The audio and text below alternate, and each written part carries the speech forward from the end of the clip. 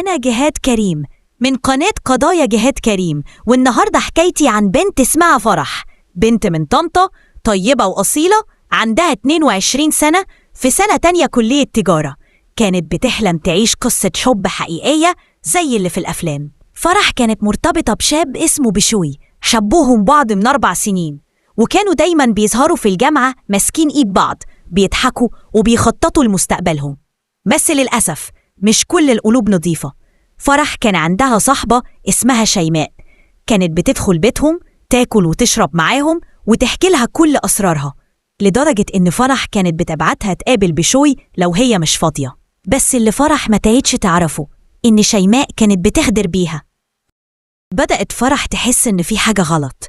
بشوي بقى يتغير، بقى بارد ومش بيهتم، بيتهرب من مكالماتها، ولما تواجهه يقول لها إنها متوهمة.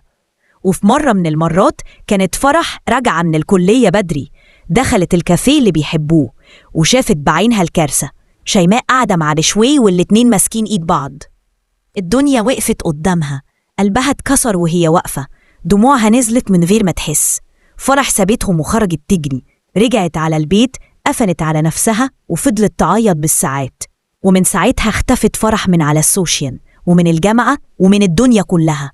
لكن اللي محدش يعرفه إن الاختفاء ده كان بداية الكارثة. شيماء وبشوي ما قدروش يستحملوا نظرة فرح ولا سكوتها، فقرروا ينهوا الموضوع بطريقتهم.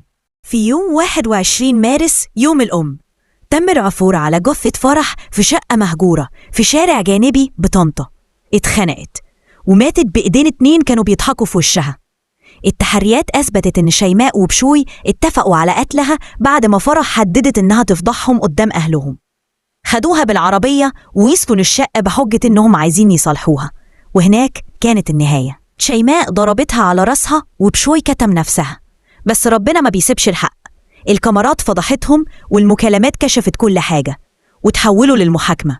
وفي 2024 صدر الحكم، الإعدام شنقا لشيماء وبشوي. ماتت وهي بتحب، وقد إيه كانوا أغلى ناس عندها. ماتت بسبب خيانة بنت كانت بتسميها أختها، وحب كانت شايفة فيه عمرها كله. أنا جهاد كريم، وده كان ملف من ملفات قضايا جهاد كريم. لو عندك حكاية أو قضية ابعت لنا وإحنا هنفتحها للنور. استنوني في قضية جديدة، يمكن تكون عنك أو عن حد من ولادك أو جارك، بس الأكيد إنها حقيقية. سلام.